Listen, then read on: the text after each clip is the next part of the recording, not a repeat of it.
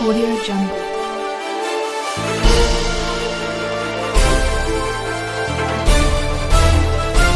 Audio Jungle. Actually agree with aspirants of were actually agree with aspirants of fire and emergency department. Fire and emergency department ने 2013 में vacancies निकाली कुछ 700 से ज़्यादा ही कुछ sir. और फायर एंड इमरजेंसी ने इसमें 3 बार हमारा एग्ज़ाम ले लिया. पहली बार 2014 में जो हाई कोर्ट ने काश कर दिया 2018 में, पहली बार का फ्रॉड. दूसरी बार 2018 में फिर से फिजिकल के लिए बुलाया, फिजिकल यानी कि पीईटी बुलाया. पीईटी के बाद हमको फिर से रिटर्न देना पड़ा. रिटर्न देने के बाद फिर से हाई कोर्ट ने उसको दोबारा काश कर दिया क्योंकि उसमें बहुत ज़्यादा लूप होल्स रह गए थे. और फिर वो लूप होल्स जब हाई कोर्ट ने देखे फिर से काश कर दिया. इवन दो जब तीसरी बार ये एग्जाम करने गए तो इनको ऑनरेबल हाई कोर्ट से ये डायरेक्शन आई कि आप इसकी जो एजेंसी है उसको चेंज कर दीजिए. लेकिन अब हमने सुनने में आया है कि जो इन्होंने चेंज की थी एजेंसी, उनका सिर्फ नाम चेंज हुआ था, न कि एजेंसी एक्चुअल में चेंज हुई थी. नंबर 1. अब हमारी ग्रीवेंस क्या है कि डिपार्टमेंट ने अगर 20 सितंबर हमारा रिटर्न ले लिया एग्जाम, ठीक है सर, उसकी लिस्ट जो आई वो आई 3/10/2020 को. ग्रीवेंस क्या है कि इशू हमारा ये है कि सबसे पहले उसमें क्या है, एक रिलेशनशिप स्कीम है. रिलेशनशिप स्कीम क्या है सर, मैं आपको बता देता हूं कि हमारे इस सिलेक्शन लिस्ट में, सिलेक्शन लिस्ट कहाँ है दिखा, सिलेक्शन लिस्ट में सीरियल नंबर 1202, उसमें आप देख लोगे पीटी रोल नंबर 1301436. मैं फिर से दोहराना चाहता हूं, 1301436 रमीज राजा कोका.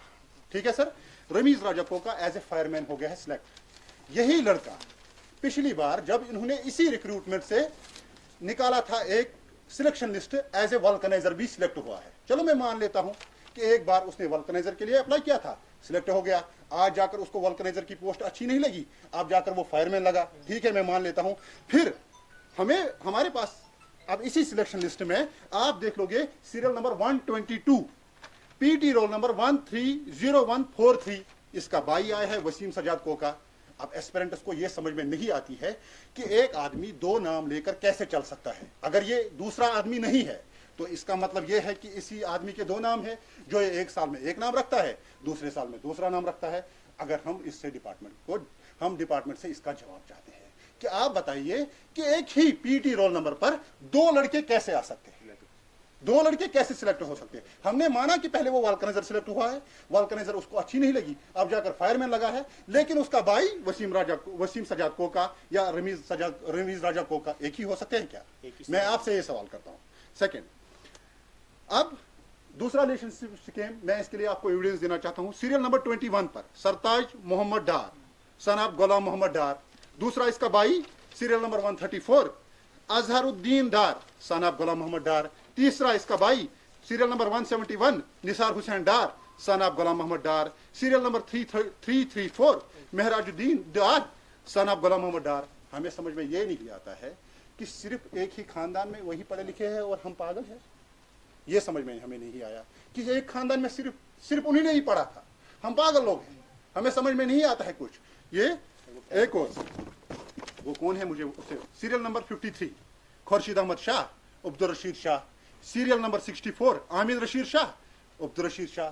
ये शाह साहब की फैमिली ही क्यों इसमें आती है, बाकी की फैमिली क्यों नहीं आती है. सीरियल नंबर 285 बिलाल अहमद गनाई मोहम्मद अमीन गनाई.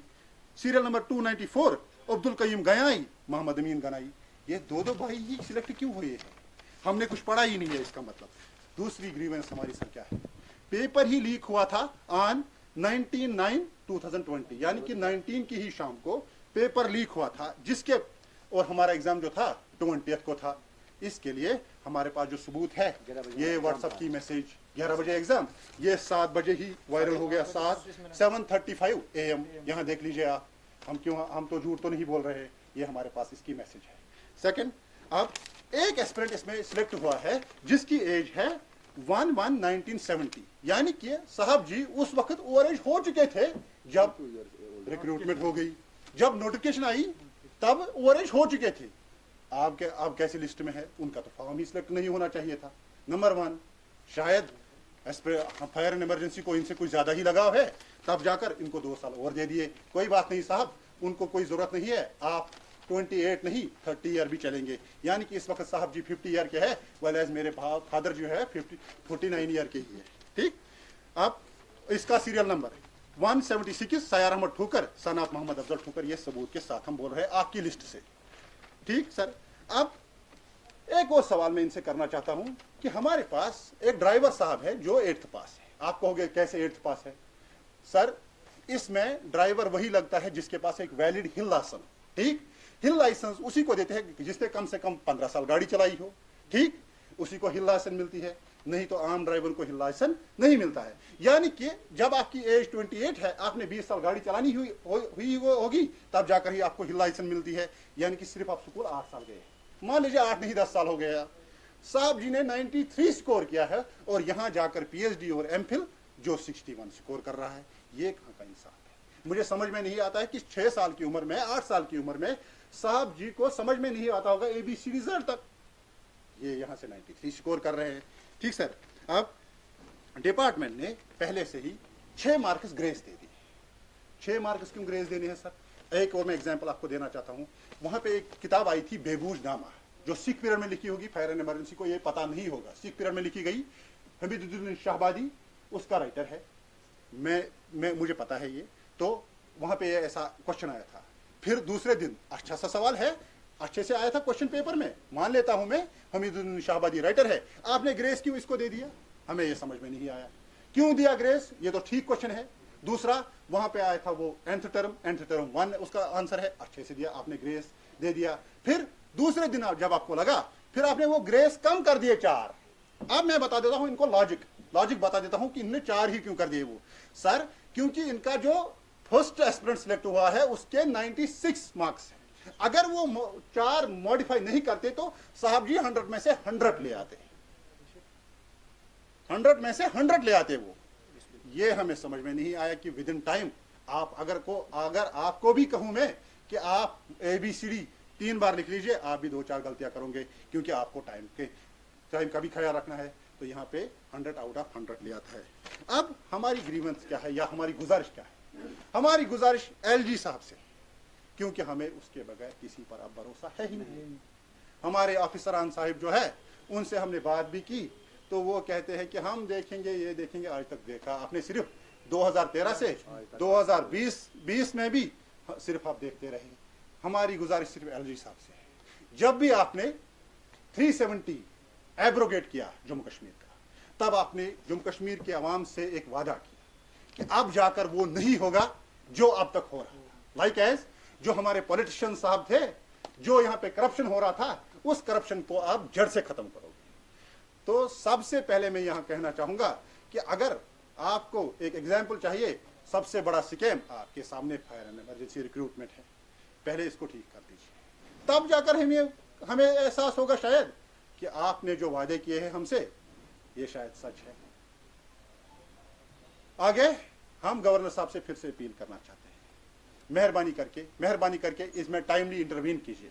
टाइमली इंटरवीन क्यों करना है? क्योंकि आप बताइए मुझे, संडे को ऑफिस खुले रहते हैं या बंद रहते हैं? ऑब्वियसली बंद रहते हैं। यहां पर fire and emergency department Sunday को एक नोटिफिकेशन निकालता है कि इनको मंडे को जो सिलेक्ट हुए हैं उनको मंडे को ज्वाइन करना है। ये डिफेंस से रिलेटेड मसला है, डिफेंस से related, because fire and emergency is wing of Jammu and Kashmir police. अब ये जम्मू एंड कश्मीर पुलिस की विंग है, तो यहां पर आपको क्या है, पहले पुलिस वेरिफिकेशन की जरूरत पड़ती है। हर किसी रिक्रूटमेंट में हमने यही देखा है, पहले आपको पुलिस वेरिफिकेशन की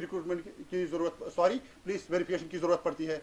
लेकिन यहां ना आपको वेरिफिकेशन चाहिए, ना आपको ये देखना है कि इन्होंने पढ़ा है या कुछ। Simply by giving a magistrate, आपको क्या देना है, एफिडेविट देना है मजिस्ट्रेट के पास, आप ज्वाइन कर लीजिए टेम्पररी। ऐसा क्यों? Why is fire and emergency in such a hurry while you are not in hurry since last 7 years? आप 7 साल से कोई आपको जल्दी थी नहीं, जब आपने 3-3 बार, 4-4 बार, 6-6 बार ये हंगामा किया, 6-6 बार। मैं उनसे एक ही सवाल करता हूं, अगर आपको यही करना था, हमारे 7 साल आपने जाया क्यों कर दिए? हम ओवर एज हो गए हैं और इसके जिम्मेदार आप होते हैं, क्योंकि आपने हमें 7 सालों से लटका के रखा है। अब हम जाए तो जाए कहां? मैं फिर से अपील करना चाहता हूं LG साहब से कि इसमें मेहरबानी करके टाइमली इंटरवीन कर लीजिए, क्योंकि हमारे पास और कोई चारा बचा नहीं है। अब जब चारा ही नहीं बचा है तो गरीब आदमी जाएगा कहाँ? तब जो हालात होंगे वो एडमिनिस्ट्रेशन ही फिर उसकी जिम्मेदार होगी। ठीक। और तो और दूसरी बात, आजकल हमें एक अजीब सा मंजर देखने को मिल रहा है। क्या मंजर? वो मंजर ये है कि जनाब हम डेमोक्रेसी में है कि हम डिक्टेटरशिप में है, कि it is an democratic dictatorship. अब हम कहीं असेंबल पीसफुली होना चाहते हैं, हमको मिलने ही नहीं देते। अब हम कहीं पार्क में जाते हैं, पुलिस वहां हमें घसीट के ले जाती है। ऐसा क्यों? क्या ये वायलेशन फंडामेंटल राइट्स की नहीं? हमें भी फंडामेंटल राइट्स पता है। Article 19 of Indian constitution assures we people that there should be a peaceful expression.